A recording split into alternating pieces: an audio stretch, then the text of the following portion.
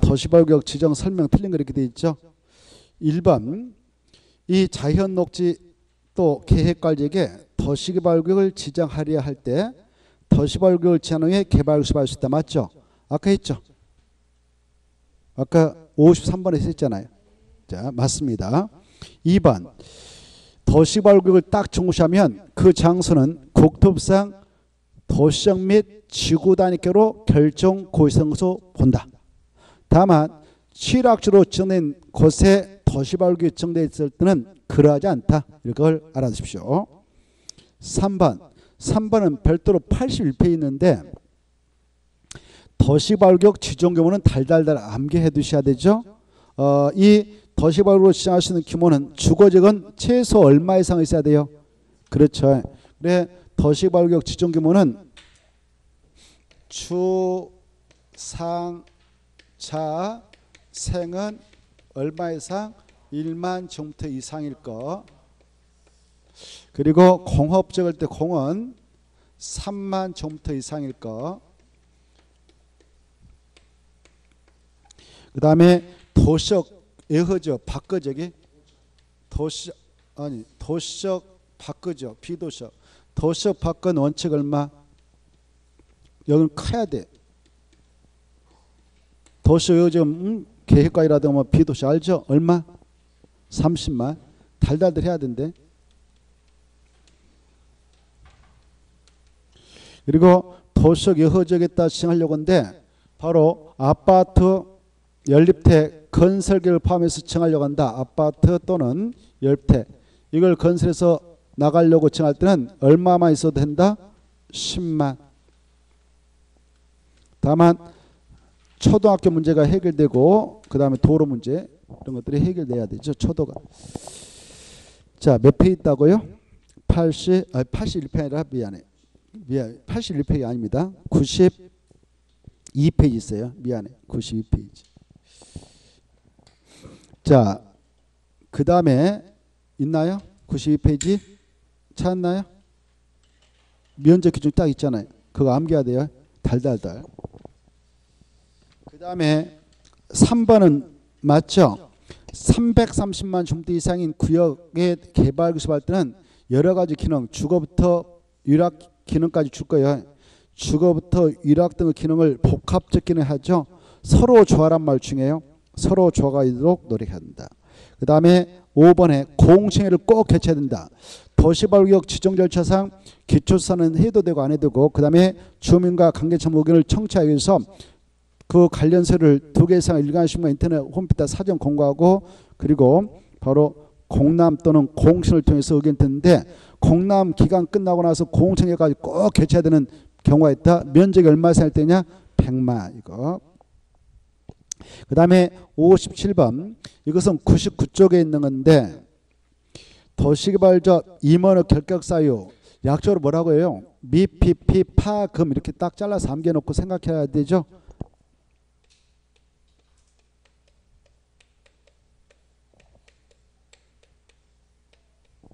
미는 미성년자, 피는 피성년 후견인, 피한정 후견인, 파산자로서 복권되지 않은 자, 복권되냐는 될 수 있다.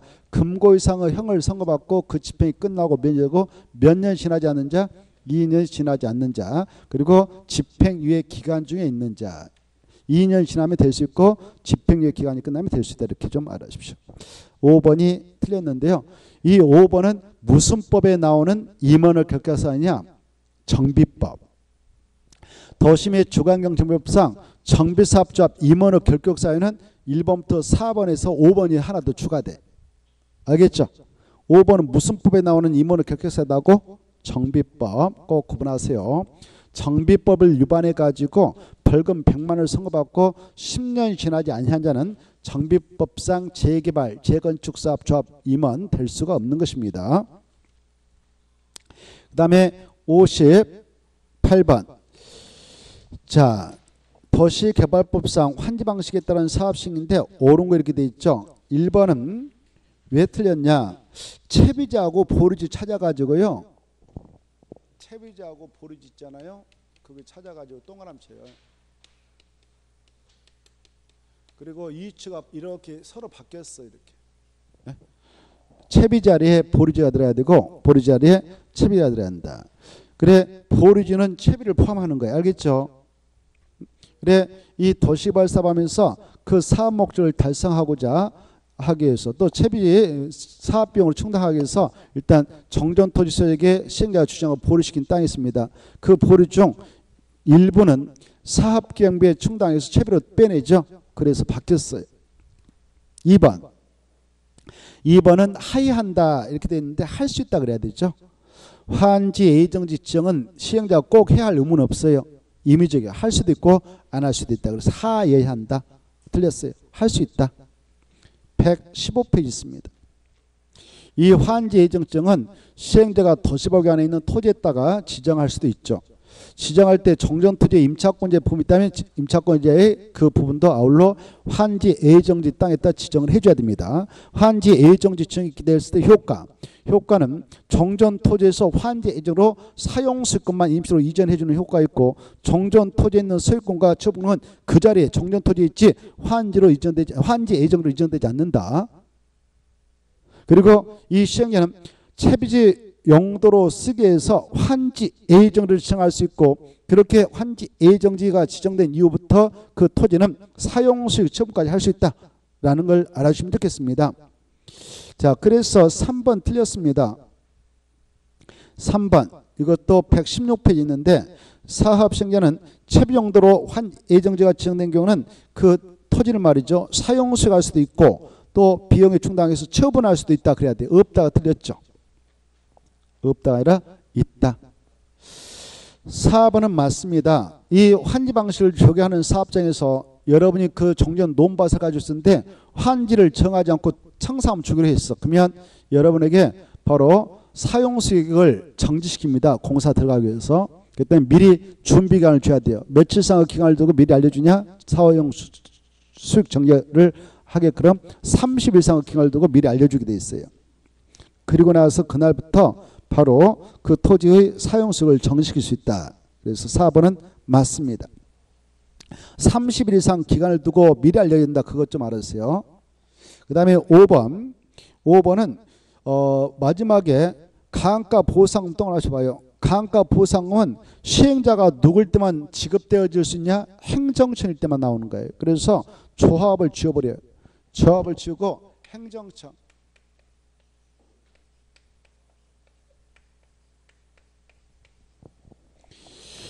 요약집 94페이지 있습니다만은 94페이지 있는데 이 가항가 보상금은 환지 방식을 적용하게 될 때 시행자가 국가 지자체인 그런 공적 주체가 들어와서 사업을 하게 된다. 그럴 때 그네들을 행정청이 시행하는데 그네들이 사업을 시행하게 됨으로써 지나치게 공공률을 많이 확보해서 도시개발 사업을 하기 전에 그 구역 땅값 총액이 사업이 끝난 후에 오히려 더 줄어들었다 그러면 줄어든 양만큼 보존해서 보상해 줍니다. 이걸 가항가 보상을 하고 가항가 보상을 지급해야 하는 경우 토지 소유자뿐만 아니라 임차권자에게도 지급합니다. 그 다음에 59번 이것은 정비법상 내용으로서 정비예정구역, 정비구역, 약정론자, 정비구역 등을 합시다. 지정과 해제 틀린 거 이렇게 되어 있죠. 1번과 2번은 쉬우니까 통과해도 되겠습니다. 정비구역이다라고 증거시하면 1번 그 구역은 국토협상 지구단위 계획으로 결정 고의성 관리되어 지구단위 계획이 됩니다. 그리고 국토협상 그 정비계획 내용에 지구단위 사항까지 포함해서 딱 결정 고시하면 지구단위 계획도 결정 고의성 관리되죠. 그 다음에 2번 거꾸로 국토협상 지구단위 계획이 지정됐다. 그러면 3년에 지구단위 만들 결정 고시하죠. 지구단위 계획 만들 때에 그 계획서에다 정비계획 내용을 모두 포함하여 지구단위 계획이 결정 고시되면요. 그 지구단위 계획은 자동차로 정비로 지정 고시하시면 됩니다. 그 다음에 4번 묶어요.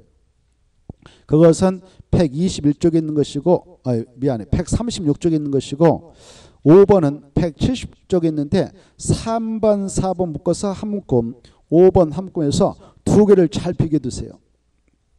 두 개를 3번면 이 정비구역 등이 지정 고시됐습니다. 이렇게 정비구역이 딱 정고시됐다.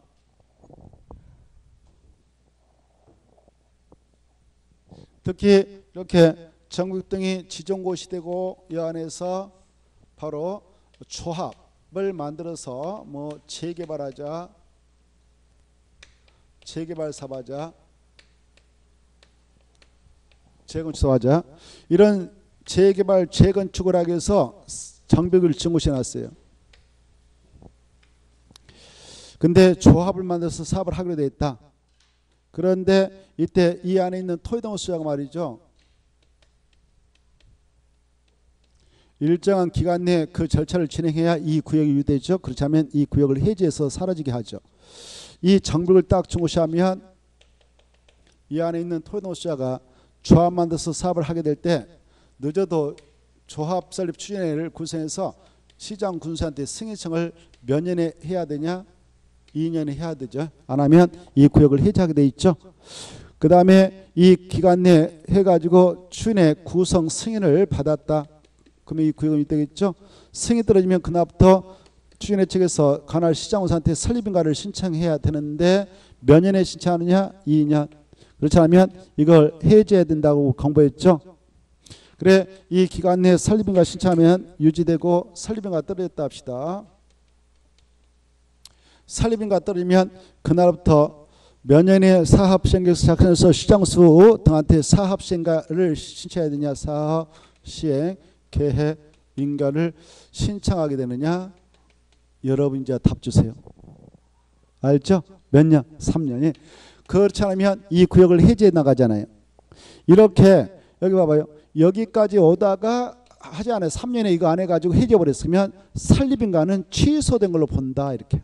알겠죠? 여기 봐봐요. 또 여기까지 왔는데 여기 보세요. 여기까지 왔는데 여기 보세요. 여기까지 왔는데 여기에서 중단돼 가지고 설립인가 신청해라 그런데 안 해가지고 해지했으면 추진의 구성 승인은 취소된 거 간주돼 버려요. 알겠죠? 사라지. 그리고 이 구역 여기 봐봐요. 정비구역 등의 지정 이전은 상태로 다시 환원된 거 간주됩니다. 원점으로 돌아가요. 그런데 이런 절차 싹 걸쳐 뜨드드드득 해서 싹 끝났어. 그래서 이제 준공인가 떨어졌어. 준공인가. 그리고 여기 보세요. 여기에서 관리처분 결습에서 사업을 하기로 했다. 그러면 소유권 분양받을 적에 소유권 이전고시를 해줘야 되거든. 분양처분 이렇게 했다. 사업이 그래 끝났어. 준공인가 받아서 소유권 이전고시해서 끝났어. 그러면 그 다음 날 이 정비역은 굳이 유지할 필요가 없어. 그래서 이 준공인가가 있는 날 다음 날에 그 소유권 이전고시 있는 다음 날에 이 정비구역은 해지된 거 간주됩니다. 5번이 그거거든. 정비구역은 해지된 걸 간주돼 버려. 이제 더 이상 유지할 필요가 없으니까. 이렇게 보세요. 정비구역 등이 해지됐을 때 여기 조합, 이 조합은 설립인가 취소된 걸 본다, 보지 아니한다. 오, 그래 조합의 전색에 이 해제 효과가 조합의 전색에 영향을 준다, 주지 아니한다, 주지 아니한다. 그래서 조합은 그대로 살아 숨쉬어서 설령 다 사업이 끝났다 그래도 조합은 중에 청산 안 내고 있다 그러면 5년 동안 받으러 다녀야 되니까 이 사업이 다 끝나고 나서 준공인가 등에 따른 정비구역 해제는 조합의 존속에 영향을 주지 아니하기 때문에 조합은 해산 등으로 보지 아니한다. 이렇게 알아두세요. 자, 그래서 몇 번이 틀렸는가? 3번이 틀렸죠. 화는 되지 아니한다 지워버리고 화는 된 것을 본다. 화는 된 것을 본다. 화는 된 것을 본다. 자, 3번 체크했죠. 4번 중요합니다. 5번 중요합니다. 알겠죠? 5번 중요합니다. 또 이왕이 나왔으니까 사업 다 끝났어. 다 사업이 끝났다면 사업이 다 끝났다면 이 장소 해지된 정비구역 있잖아요. 이 장소는 관할 지자체에서 무슨 계획에 맞게 관리를 하게 될까. 이제 사업이 다 끝났다면 지구 단위로 하는 거. 지구 단위 뭐대로 한다고?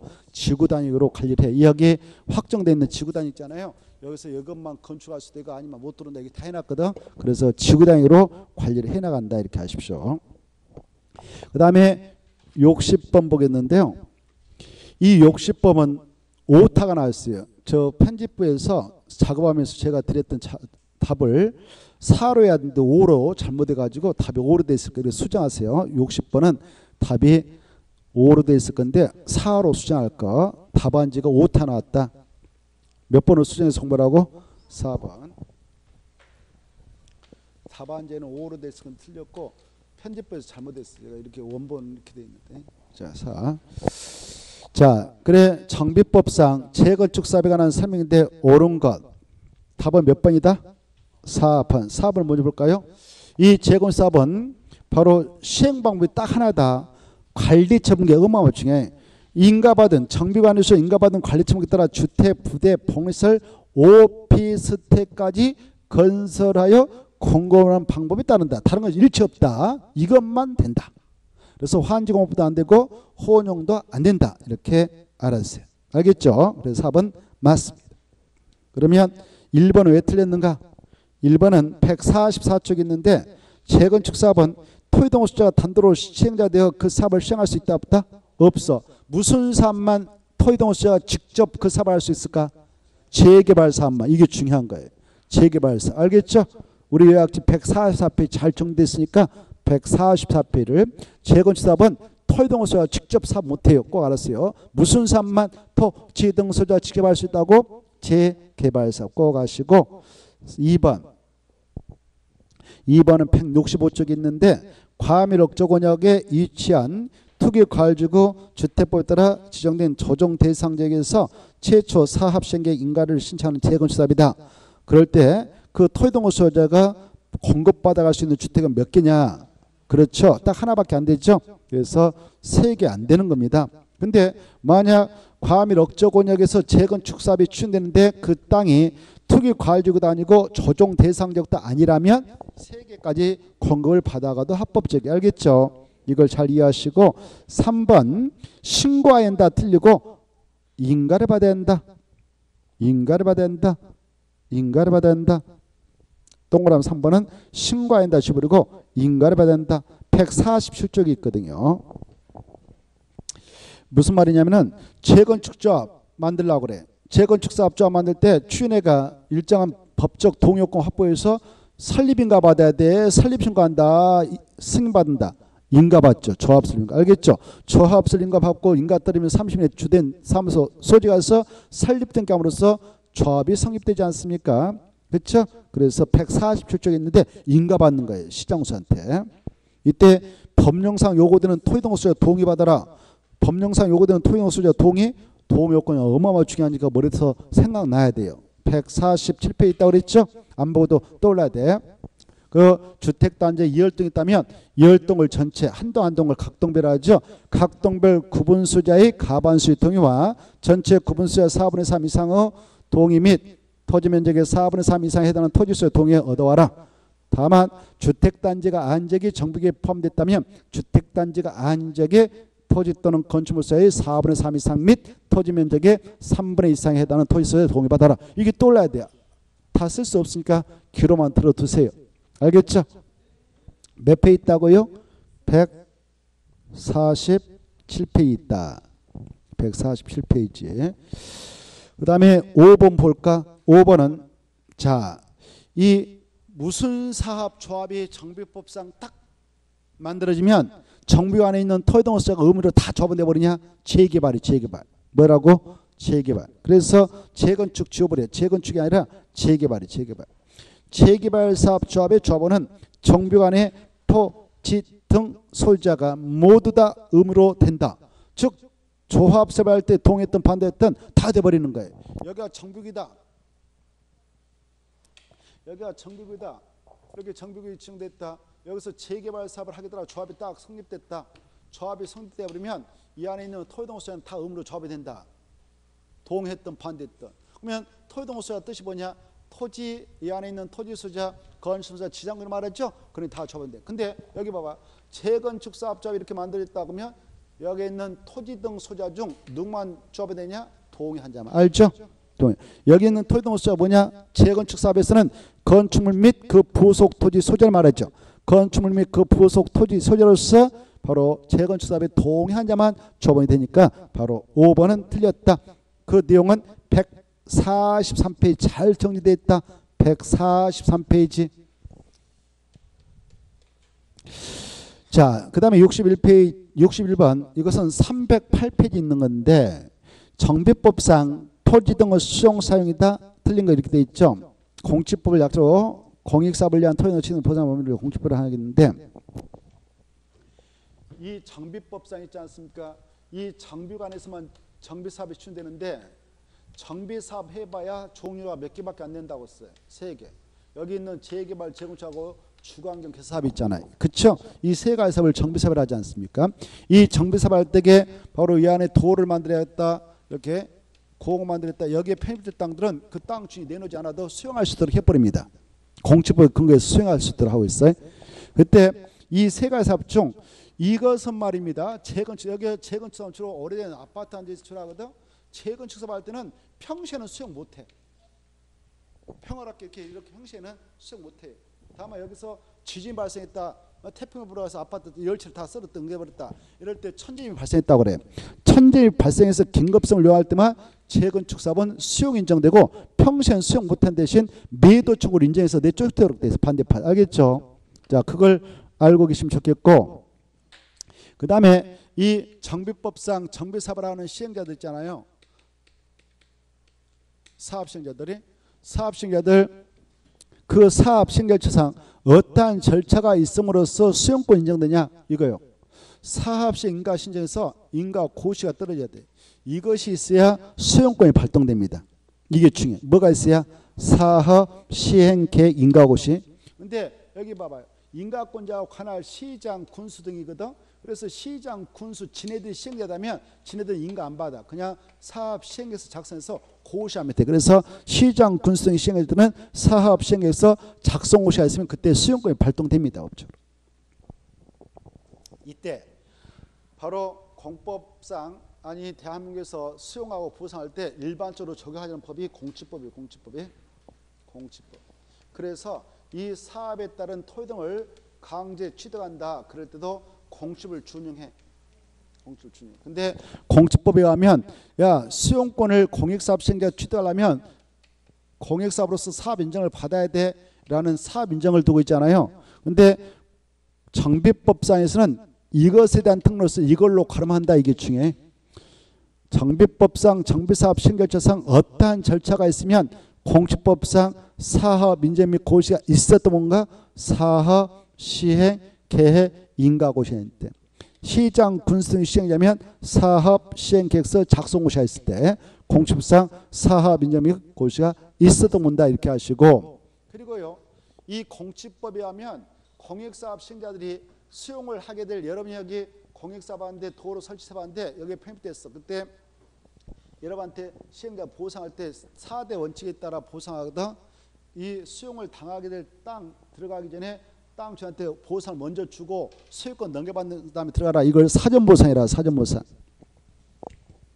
뭔 보상? 그래. 수용을 당하게 될 땅에 들어가서 사업하기 전에 미리 보상해야 된다. 사전보상. 원칙을 취하고 있어. 그래서 이 공치법은 사전보상 원칙이니까 여러분 땅이 이거 수용당할 땅이다. 그러면 시행자가 공익사업 시행자가 이 땅 주인한테 보상을 먼저 완불해 줘야 돼요. 완불이 사전보상해야 돼요. 완불하면 소유권이 넘어온 걸 간주해서 시행에 들어갈 수 있거든. 보상금 지급이 완불되지 않으면 남은 땅이니까 시행자 마음대로 들어가서 사업 못해요. 사전보상. 그리고야 보상한데 바로 이 현금으로 보상해주라 이렇게 하고 있어요. 현금 보상. 돈 줘라 그 말이에요. 보상을 10원 나서 현금 주라. 그 다음에 개별적으로 줘라. 수용당자 10명 있다고 해서 10명 대표적으로 하라고 대표자한테 주지 말고 개별적으로 줘라. 개별 보상. 그 다음에 보상금이 10억 나왔으면 바로 한 번에 줘버리라. 일시 지급 보상. 이렇게 4대 원칙을 두고 있어요. 이런 원칙하에 뭐 보상을 주는데 10억을 줘야 되는데 오늘 1원 넣어주고 시행자 기분 나쁘다고 해서 내일 또 2원 넣어주고 그러면 속 터져볼 거 아니에요. 그치? 그래서 우리 보수 딱 야 그렇게 하지 말고 한 번에 줘. 한 번에 줘라. 이렇게 이걸 일시적 원칙이라고 그래. 알겠죠? 이런 원칙을 두고 있는데 여기 보세요.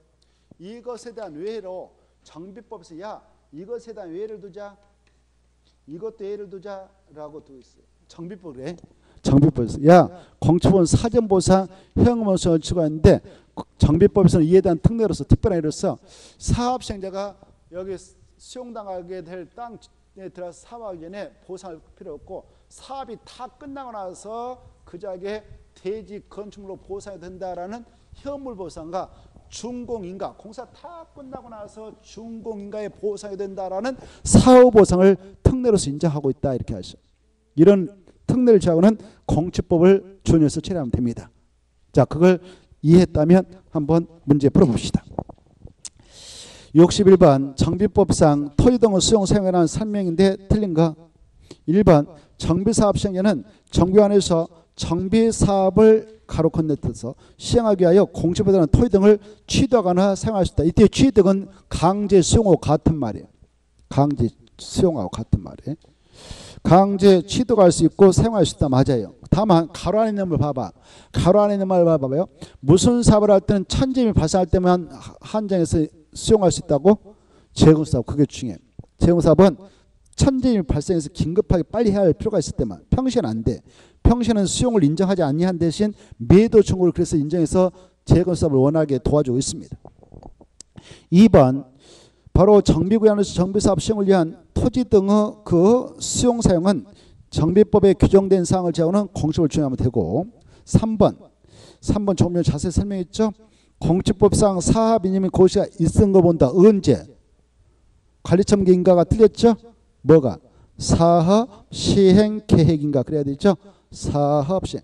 관리처분 네 자만 주고 사업 시행 이렇게 쓰면 되겠네. 쓰기 힘드니까. 관리처분 네 자만 주시고 사업 시행. 그게 중요해. 됐나요?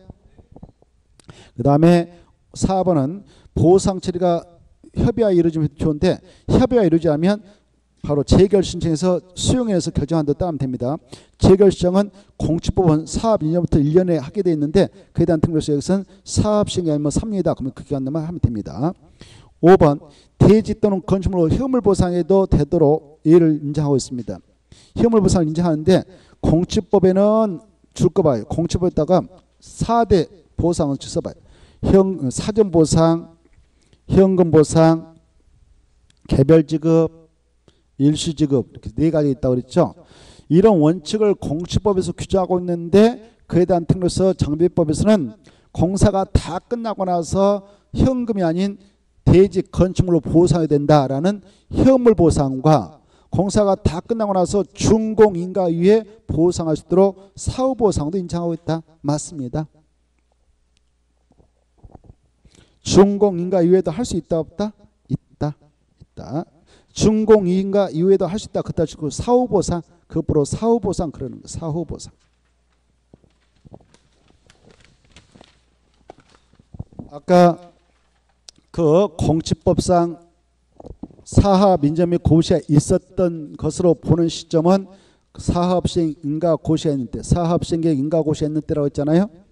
그런데 국토개법은 도시군계획 시설사업 시행 절차상 어떠한 절차가 있으면 공치법상 사업 인정 및 고시가 있었던 걸로 간주가 되었나요? 실시계획고시. 뭐? 실시계획고시. 생각나죠? 그 다음에 거기다 다 써놨어. 요약집 그 아까 페이지 근처에 요약집 뒤에 아까 300 몇 페이지 있잖아요. 그 근처에다 다 써놨으니까 308쪽 옆에 309쪽 이런 데 보면 다 써놨어요. 집에 가서 보세요. 309쪽. 그래 국토개법은 그렇고 도시개발법도 중요하거든. 도시개발법은 도시발사업을 수용상방식으로 전개할 때에 그 사업시행절차 어떠한 절차가 있으면 공치법상 사업인정 및 고시가 있었던 거 보는가? 그렇죠. 오 좋아. 개발계획 내용으로서 수용 사용의 대상이 되는 토지의 세부 목록 고시한때, 세부 목록 고시한때. 그래서 암기법까지 써놨어요. 국실, 도세, 정사, 주승이라고. 마지막에 바로 309쪽인가 그때 종결시켜 놨잖아요. 박스 안에 암기법 해가지고 한눈으로 처리해버리라고. 알겠죠? 그게 이제 키포인트의 마지막에 그 앞에 다 종합 비교해놓고 그 다음에 그때 종결시켜 놨어. 국실, 도세, 정사. 자, 그 다음에 이제 문제 또 보죠. 자, 62번. 62번은 140페이지 있는데요. 정비법상 가로에 들어갈 내용이 옳게 연결된 거 이렇게 되어 있죠.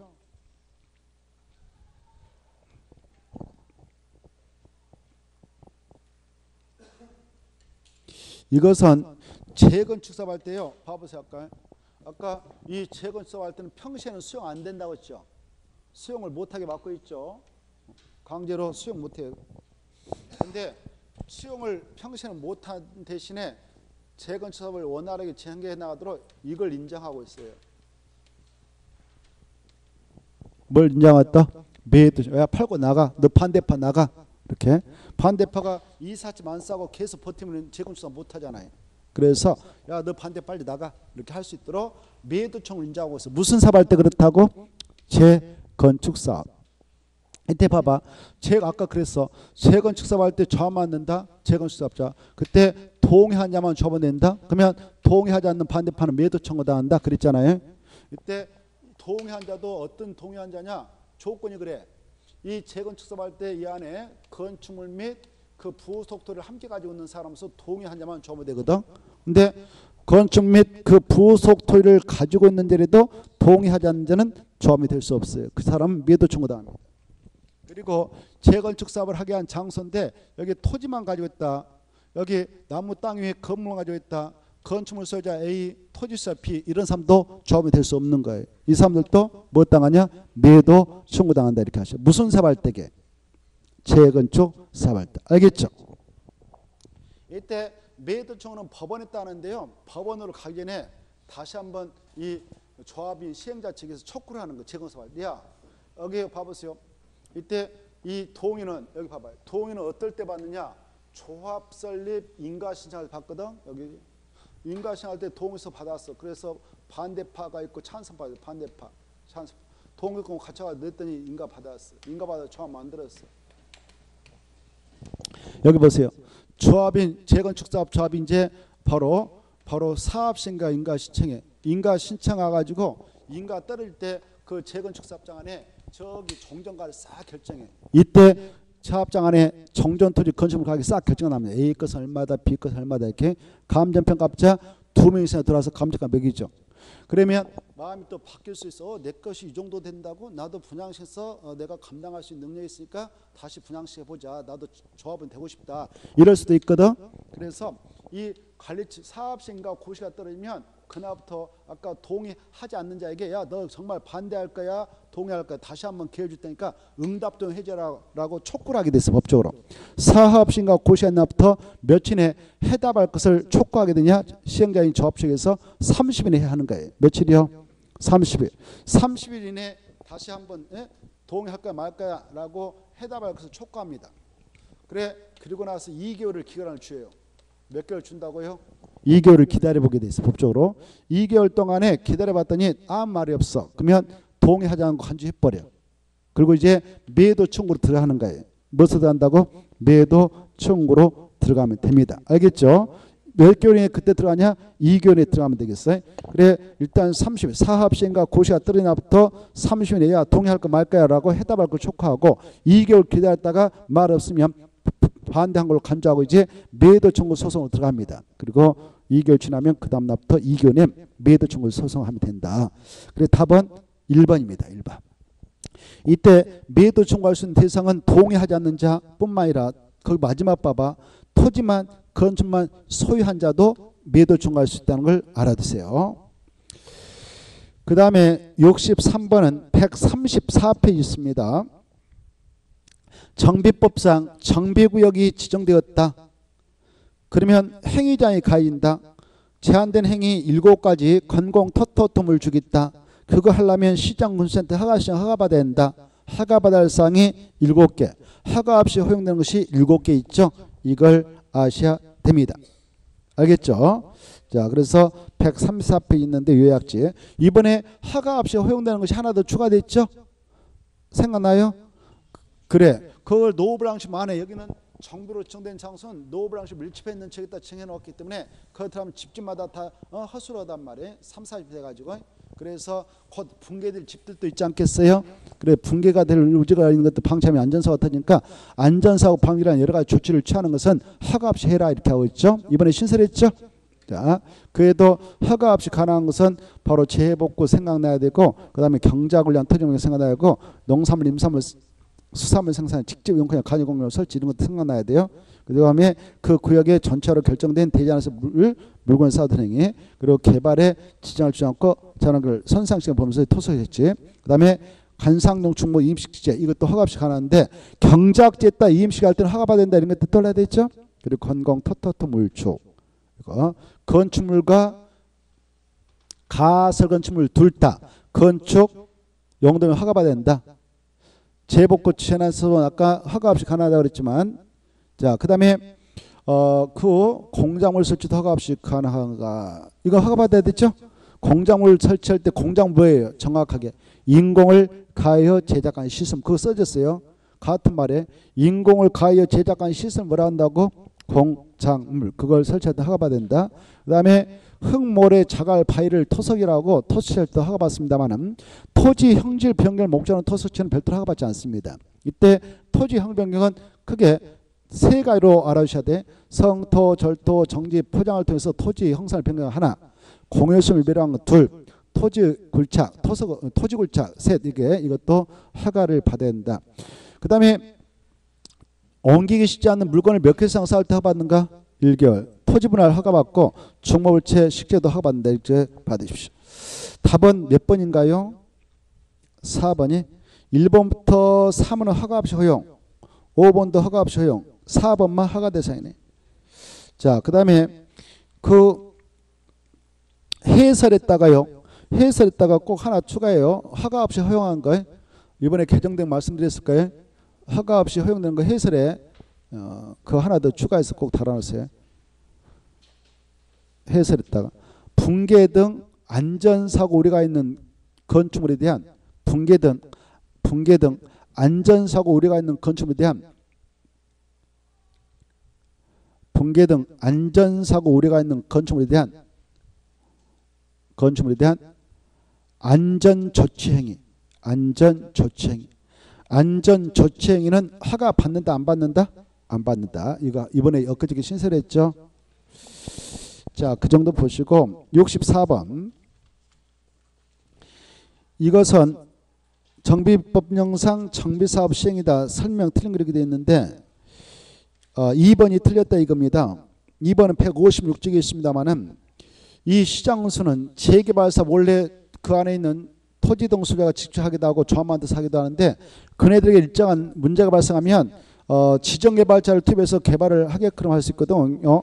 그때 지정개발자가 사업을 하겠다고 시장구사한테 사업시행계획서 인가시행 들어오면 바로 사업비의 몇 퍼센트를 미리 예측하고 인가될 수 있냐? 20. 그래서 30이 틀렸죠. 그리고 나머지는 여러분 읽어봐도 되겠지 않겠습니까?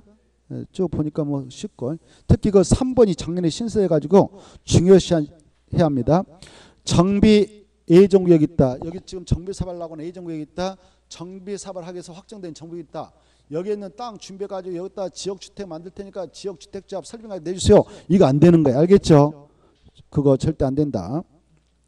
그 다음에 나머지 통과해야 되고 65번 주택법상 도시형 생활택과 원룸택 및 수직 증축형 리모델링 효용 요건이다. 법조문인데 가로 안에 들어갈 내용 틀린 거 이렇게 돼 있죠. 첫 번째 도시형 생활택은 분양가 상한제를 적용받는다 안 받는다? 안 받는다. 어마어마한 특혜예요. 분양가 마음대로 정해서 팔아먹도록 허용합니다. 그 대신 조건이 있어요. 세가 요건을 같이 해야 도시형 생활택입니다. 일단 세대에서는 300세대 미만을 하고 각 세대당 전용 면적은 국민택 규모로 해야 되고 건설되는 땅은 도시가 돼. 이런 세 가지 조건이 충족돼야 된다. 이거 하셔야 돼. 그래서 정리합니다. 도시형 생활택은 몇 세대 미만이 된다? 300세대 미만.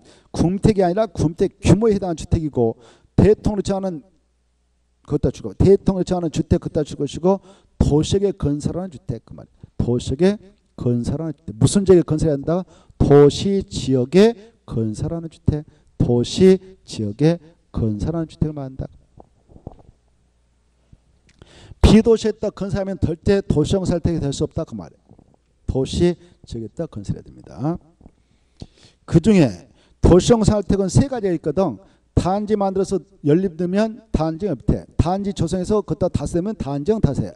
근데 이 단정 연립택과 단정 다세택은 건축의 심의가 있어서 주택을 몇 층까지 건설할 수 있도록 허용받을 수 있냐? 5층까지. 이런 것도 끝. 그리고 이제 원룸주택 중에 이 도시형 생활주택 일종인 원룸주택은 네 가지 요건을 모두 갖춘 주택이어야 돼. 방은 하나밖에 없는 것이거든 원룸주택이. 그렇죠? 원주택은 모양새가 세 가지로 나올 수 있어. 주택으로 쓰는 층수 5개층 하면 아파트, 주택으로 쓰는 층수 4개층 이하면서 주택으로 쓰는 한 개동 바다면적계가 660제곱미터를 쳐가면 연립, 이하면 다세. 그래서 아파트형 원주택, 아파트형 원주택뿐만 아니라 연립택형 원룸주택, 그 다음에 다주택의 원룸주택이 나올 수가 있어요. 이 원룸주택을 만들 때는 각 세대당 주거 점유율 절대 얼마 이 초과하면 안 되냐? 50제곱미터 초과한 주택은 원주택이 될 수가 없는 거예요. 알겠죠? 이하에다 이해. 첫째 조건 그거예요. 그리고 각 세대당 독립된 주거 형태가 가능하도록 야 욕실, 부엌 그거 독립된 출입문 꼭 넣어주는 거예요. 욕실도 만들어주고 그 다음에 부엌도 설치해주고 그런 것들을 꼭 만들어줘야 됩니다. 그 다음에 그것은 228쪽에 있습니다만은 그 다음에 주거 전용 면적 있잖아요. 주거 전용 면적이 얼마 이상이면 그 각 세대를 두 개 공간으로 할 수도 있는가? 30제곱미터 이상이.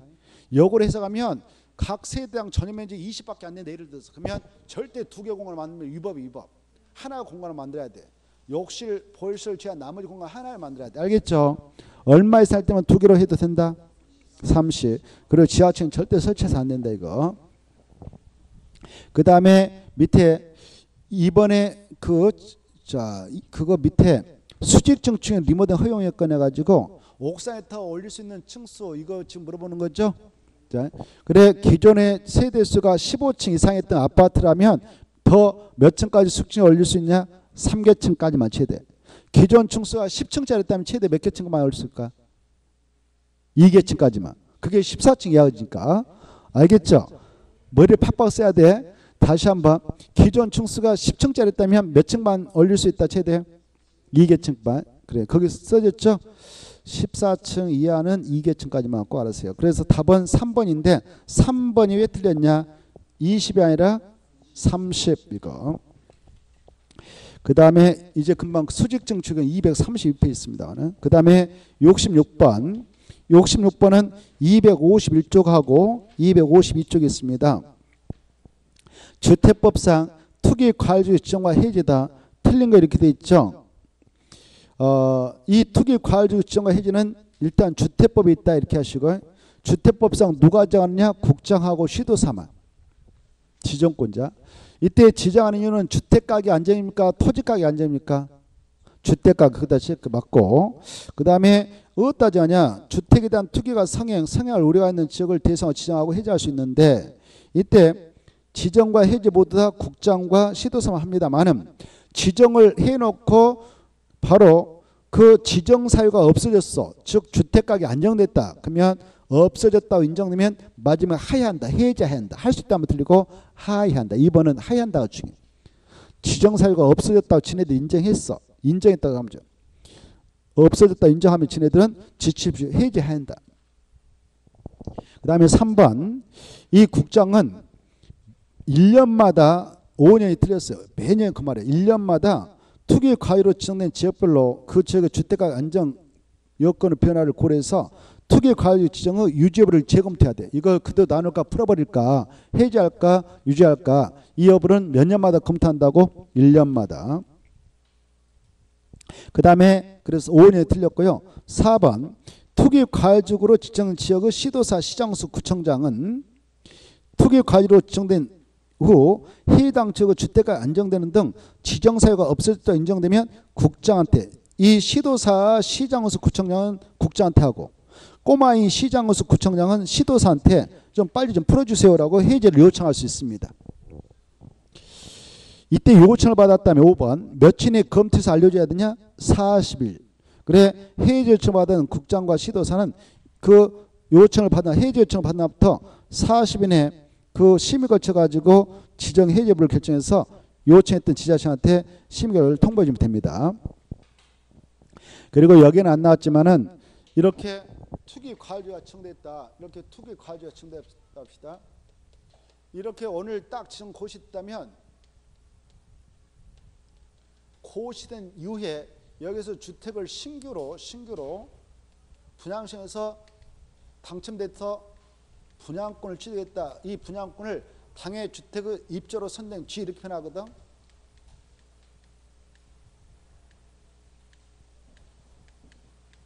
이걸 분양권이라고 그래. 이 신규로 분양권을 획득했던 것 이것을 사업주한테 바로 소유권을 이전받을 때까지 이렇게 소유권 넘겨받기 전에 바로 전매를 제한하기 위해서 투기 가율을 취합니다. 전매. 분양권 전매를 가기 위해서 여기 봐봐요. 이때 전매란 것은 여러분 지금 여기 분양시에서 동호수 결정 나가지고 계약금 걸었어요. 당해 주택을 입주로 선정된 그날부터 바로 이 분양권을 언제까지 못 팔아먹냐? 사업주체가 이렇게 소유권 이전기를 해줄 때까지, 소유권 이전 등기까지 이때까지는 못 팔아먹어요. 알겠죠? 근데 사업체가 사업을 전식해가지고 몇 년이 초과할 때까지 소유권을 넘겨주지 않으면 이 분양권을 팔아먹어도 된가? 여기 보세요. 관심이 없네. 관심이 없어. 몇 년까지? 관심이 없구만. 괜히 했어. 자, 5년이 몇 년이요? 5년. 알아두세요. 5년 지나면 분양권 전매가 허용돼. 그러면 이때 분양권 전매를 하지 말라 할 때 전매가 뭐냐? 바로 공짜로 소유권 넘겨줘버렸다 하나 때 분양권 줘버렸다 그러면 증여. 돈 받고 넘겨줬다 그럼 매매. 이 둘 다 하지 말라 그 말이야. 알겠죠? 근데 여기 지금 분양권을 가지고 계신 분이 갑이었어. 근데 갑이 사망하셔버렸어. 전매 제한 기간 중에 사망해가지고 자식이 이걸 쥐를 넘겨갔다. 이거 상속이라고 하거든. 상속까지는 제한하지 않아요. 알겠죠? 바로 상속은 바로 전매에 들어가지 않는다. 그래서 이건 허용된다. 이거 알아주세요. 알겠나요? 자, 만약 이 전매 허용되지 않는데 전매 제한 기간 중에 이 친구가 바로 불법으로 전매하다 걸렸다 합시다. 그러면 어떻게 되냐? 바로 3년 이하의 징역들은 3천을 범죄합니다. 알겠죠? 그 정도 생각하시고 67번 봅시다. 67번 보면은 이것은 250페이지 있는데 바로 주택법상 주택 공급과 관련해서 금지된 공급질서 교란 행위. 금지는 공급질서 교란 행위는 바로 4개가 떠나야 돼. 그것다 써봐. 매매, 증여, 알선, 강고 행위 4개. 그리고 옆에다 별표 치고 상속과 저당은 허용된다. 상속과 저당은 허용된다. 그게 중요하고, 그러면 이 어떠한 증서주에 그 매매, 증여, 알선, 강고 행위 못하도록 규제하는가? 5가지가 머릿속에 떠올라야 돼. 그걸 모르면 꽝이에요. 꽝. 그 5가지 증서주를 가지고 있는 자가 주택법상 건설공급되는 주택을 공급할 수 있는 자이거든. 그래, 주택상환 사채, 입주와 저축 증서, 그 다음에 지역 직장 주택자본의 주의, 시장군수 구청장이 발행한 무허가 건물 확인서, 건물 철거 예정 증명서, 철거 확인서, 그 다음에 공공사업 시행으로 인하여 주택을 공급할 수 있는 지혜, 이주 대책 대상자 확인서. 이 5개가 떠올라야 돼요. 알겠죠? 자, 그걸 알면 좋겠습니다. 그래서 답은 2번. 저당은 허용되니까 그것이 틀렸습니다. 그 다음에 68번. 68번은 226쪽부터 227쪽에 있는데 주택법령상 규정된 내용 틀린 거 이렇게 되어 있는데요. 1번. 주택법상 주택하면 2개 있어. 단독, 공동. 이때 단독주택 있다 줄 거 봐요. 1번. 단독주택은 종류가 몇 개 있을까? 3개. 건축법은 4개. 주택으로 하나서 빠진다고 3개. 알죠? 그래. 그래서 단독주택 종류 써봐요. 한번. 주택법을 생각해라고 했어. 단독주택 종류는 그냥 단독주택, 다가구주택, 다중주택 3가지. 공간 아니다. 근데 공동주택 줄 거 봐요. 공동주택도 몇 개 있다? 3개. 써봐 한번. 아파트, 연립주택, 다세택. 그래, 좋습니다. 기숙사는 준주택이니까 아니다. 꼭 알아주시고. 그 다음에 2번에서 할 것은 이 주택법상 주택이라고 하는 것은 마지막에 그 부속된 토지도 포함된다, 제된다? 포함된다. 부속된 토지. 체크. 근데 시험에 나왔어. 그 부속된 토지는 주택에서 제된다. 이렇게 틀려요. 주택에 포함됩니다. 무슨 말인지 알겠나요? 3번, 4번 잘 묶어서 3번과 5번. 자, 민영주택 뜻. 민영주택 뭐냐 그러면 국민주택이 안주택, 금택을 취한 주택 이거죠. 자, 그 다음에 국민주택이 뭐냐? 5번부터 보겠어. 국민주택이란 국가, 지자체, 주공, 지공이 건설한 주택으로서 국민주택, 이안주택 이런 것이죠. 그 외에도 또 국가, 지자체, 재정, 주택, 도시, 기금의 자금을 주마다 건설하거나 개발한 주택으로서 국민주택 이하의 주택을 말한다. 이런 거 떠올라야 됩니다. 그리고 4번. 그때 국민주택 규모이라고 하는 건 뭐냐? 국민주택 규모란 주거 전매직이 단독주택 1호당, 공동 1세당 원칙적으로 몇 종부터 해야 해요? 85. 그러나 저 수도권, 이 수도권이 어디냐? 서울특별시, 인천광역시, 경기도에 있는 31개 시군인데 수도권에서 국민주택 규모란 1호, 1상, 주거 전매 다 무조건 얼마냐? 85종부터야. 알겠죠? 그리고 비수도권 중 도시역도 무조건 85종부터 이하를 국민주택 규모주택을 한다. 이렇게 하시고. 근데 비수도권 중 도시역이 아닌 읍면적은 최대 100종부터 이하를 국민주택 규모의 주택을 한다. 이걸 꼭 알았어. 그래서 바뀌었다. 69번 주택법령상 내용 중 틀린 거 이렇게 돼 있죠. 1번이 틀렸는데 1번 자체가 함수로 출제된 바 돼 있어요. 이 주택을 대규모로 건설 공부하는 주택법상 사업체는 한 번에 그냥 1000세대 건설 딱 분양하려고 할 때 미분양 속성은 자금줄이 막혀가지고 부도날 소지가 있어. 그래서 109, 209 나눠서 사용검사하고 착공시를 별도로 진행해 나가도록 허용합니다. 이때 이 주택단지 전체 세대수가 몇 세대 이상의 단위는 공고별로 구분해서 주택을 건설 공부할 수 있는가?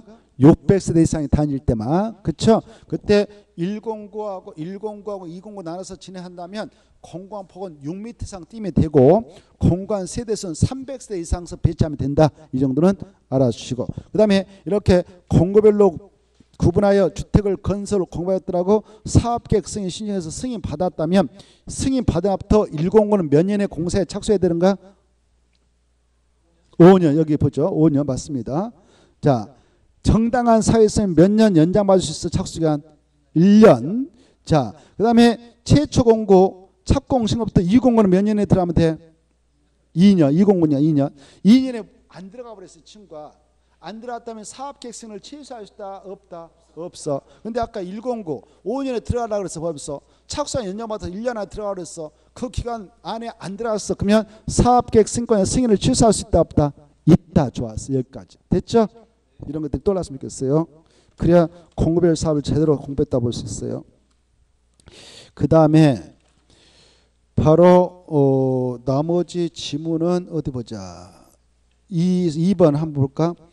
이 토지 임대부 분양주택이라는 것은 토지는 사업자가 소유권을 갖고 있고 주택만 분양받은 자가 가져가는 주택, 이걸 뭐라 한다?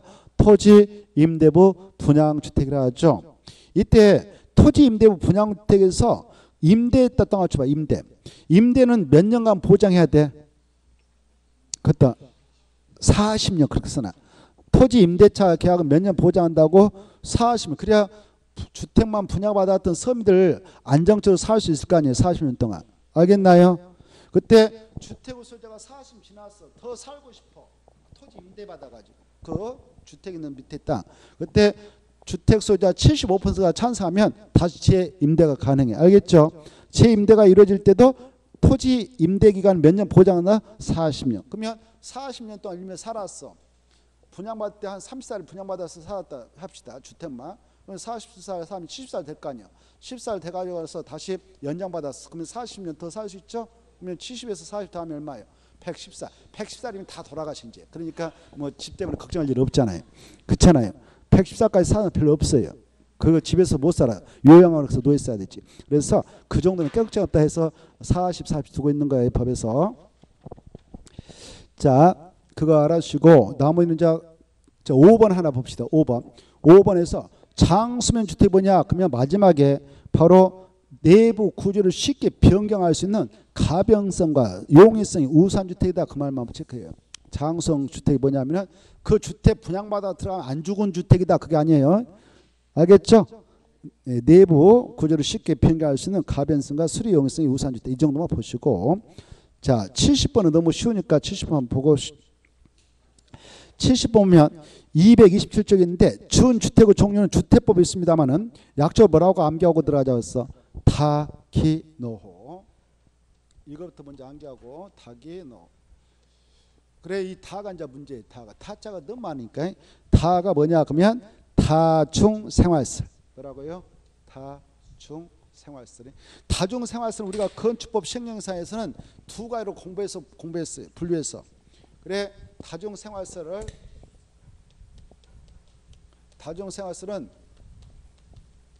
건축법 시행령에서는 이게 그 바닥 면적 합계 500제곱미터 500제곱미터 미만밖에 안 된다 그러면 제2종 근생이었고 2종 근생 바닥 면적 500제곱미터 이상인 큰 다중생활설이었다 그러면 이것은 숙박설이었어요. 숙박설이. 근데 이 둘 다 숙박설인 다중생활설은 제2종 근생인 다중생활설은 주택법인으로 넣으면 뭐가 된다? 준주택이 된다 이렇게 이해하셔야 돼요. 알겠죠? 그 다음에 기숙사 우리가 건축법 시행령에서는 공동택 일종으로 공부했지만 주택으로 넣으면 기숙사는 공동택이라 준주택이다. 기숙사에는 학생 복지도 포함된다. 노인 복지택도 있다. 오피텔 이건 건축법에서는 업무설로 공부했는데 주택법은 주택이 아닌 준주택으로 분류하고 있다. 꼭 암기. 그래서 4번 2번입니다. 1번 3번 4번 5번 묶어버려요. 1번 3번 4번 5번 묶어서 준주택 종류 이렇게 준주택 종류 4개 됐나요? 자 여기까지 하고 쉬었다 할까요?